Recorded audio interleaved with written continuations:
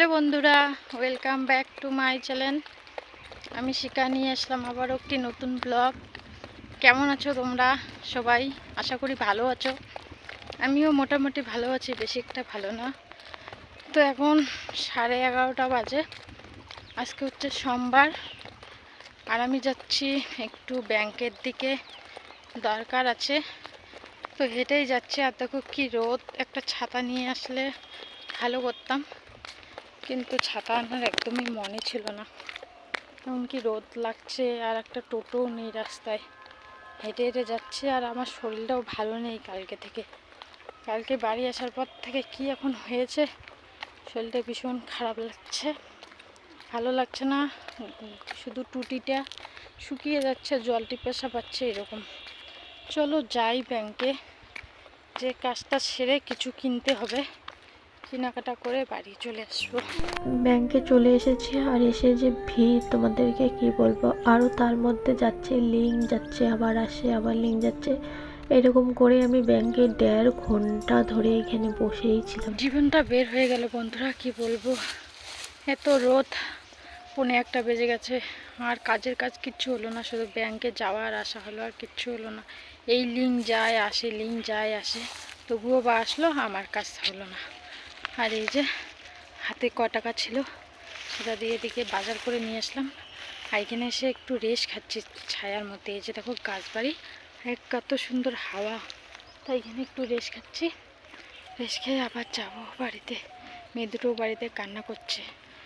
হেঁটে এসছি, আর না জল টিপাসা পেয়েছে, কি বলবো। তো চলো এখন বাড়ি যাই, বাড়ি যেয়ে তোমাদের সঙ্গে কথা বলছি। তো বন্ধুরা বাড়ি চলে এসেছি। আসার সময় দেখো এগুলো কি নিয়ে এসেছি বলো তো, ব্যাঙের ছাতা। দেখো আমরা ব্যাঙের ছাতা খাই। তুমি ব্যাঙের ছাতা খাও না? খাও না? তুমি ব্যাঙের ছাতা খাও? খাও না? এগুলো ব্যাঙের ছাতা না, এগুলো মাশরুম। এগুলো খাইলে টেস্ট লাগে। তো চলো, তোমাদের দাদাভাই এদিকে ভাত বসিয়ে দিয়েছে, আর আমি মাশরুমগুলো কেটে নিই। তো দেখো এদিকে ভাতটা প্রায় হয়ে এসেছে, আর একটু জাল খেলে কিন্তু হয়ে যাবে। এদিকে কড়াইতে হচ্ছে মাশরুম মানে সিদ্ধ, আর এদিকে আমি মশলাও করে নিয়েছি। মাংসতে যেগুলো যেগুলো মশলা দিবে, মাশরুমের তরকারিতেও ওগুলোই দিবে। আর এই যে তেলের প্যাকেট নিয়ে এসেছি, চলো এখন তেলটা বোতলে ঢালি। তো আমি এদিকে রান্না করছি, আর এই যে দেখো এটা দুষ্টুমি শেষ নেই। দেখো পাইকনা ড্রাম ড্রাম এনে দেখো কি লাগাইছে, সব ফেলাই দিছে জল। এই কি করছিস? সর্দি যে লাগছে, হ্যাঁ? এই এদিকে দেখা, কি করতেছিস? কি করিস? হ্যাঁ হ্যাঁ, তাড়াতাড়ি আয়। হ্যাঁ তাড়াতাড়ি আয়, রাখ।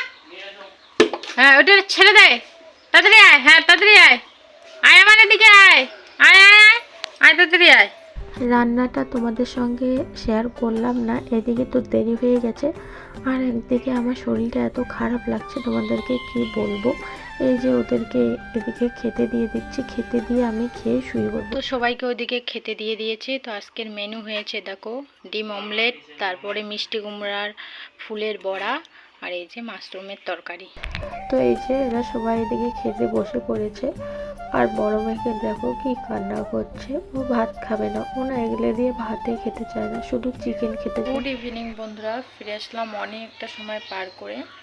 তো আমার শরীরটা ভীষণই খারাপ, ভালো লাগে না, কেমন একটা লাগে, জ্বর জ্বর ভাবা, সর্দি সর্দি, আর এইগুলো আমার ছিঁড়ে পড়তে চায়, এরকম একটা লাগে। তো তখন খাওয়া দাওয়া করেছিলাম, খাওয়া দাওয়াও ভালো করেও করতে পারিনি। ছোটো মেয়ে এত পরিমাণে কান্না করছিল, কি বলবো। ওকে নিয়ে শুয়ে পড়েছি, ওকে দেখতে পেয়েছো খেতে বসেছে, আমার খাওয়া অর্ধেক হয়ে গেছে, তাতে ও কান্না শুরু করে দিয়েছে। তারপরে ওরকম করে রেখে আমি ওকে নিয়ে শুয়ে পড়েছিলাম, আর শুয়ে পড়ে ওর সঙ্গে আমিও ঘুমিয়ে পড়েছি। আজকে দুপুরবেলা আমরা সবাই ঘুমিয়ে পড়েছি।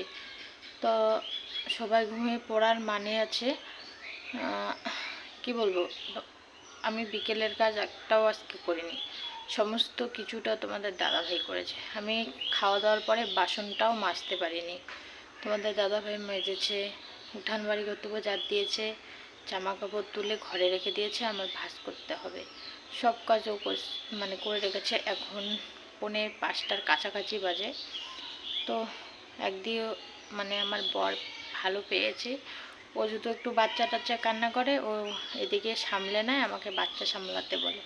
তো চলো, ওরা সবাই রাস্তায় গেছে আর আমি উঠে হাত পা ধুয়ে এই যে একটু মাথা টাতায় চিরুনি করলাম, সিঁদুর পরে তোমাদের সামনে আসলাম। সন্ধ্যাবেলা বর গিয়েছিল বাজারে, আর বাজার থেকে নিয়ে এসেছে এদিকে চাউমিন আর নিয়ে এসেছে এই যে মোমো।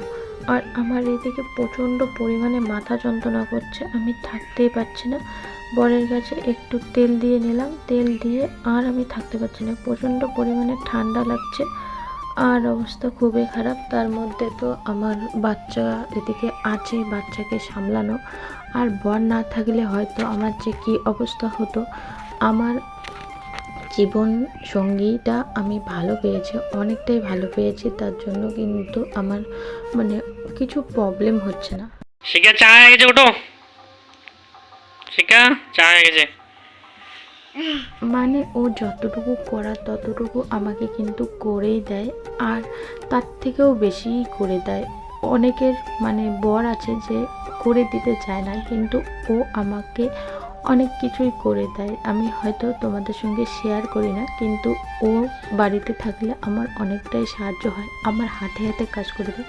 আজকে যেমন আমার শরীর খারাপ, ও কিন্তু A to Z সমস্ত কিছু করে দিচ্ছিল। আর রাতে কিন্তু আমি আর রুটি ভাজিনি, মানে কোনো কিছুই করিনি। এদিকে কিন্তু আমার শ্বশুরমশাইও ভালো, উনি কিন্তু নিজে এদিকে খাবার করে খেয়েছে। মানে আমার যদি কিছু হয় সবাই আমাকে সাহায্য করে, কোনো কিছু বলে না। আর এদিকে আমি মেয়েকে ঘুম পাঠিয়ে দিয়েছি, তারপরে আমি ভাত খাবো না, আর আমার বর ছাড়বে না, বলছে আসো আমি খাইয়ে দিই। তা আমি বলছি না, দরকার নেই খাইয়ে দিতে। তো বলছে আসো তাহলে এক থালাতে খেয়ে নিই, তার জন্য কিন্তু এক থালার মধ্যে খেয়ে নিয়েছি। তো চলো টাটা।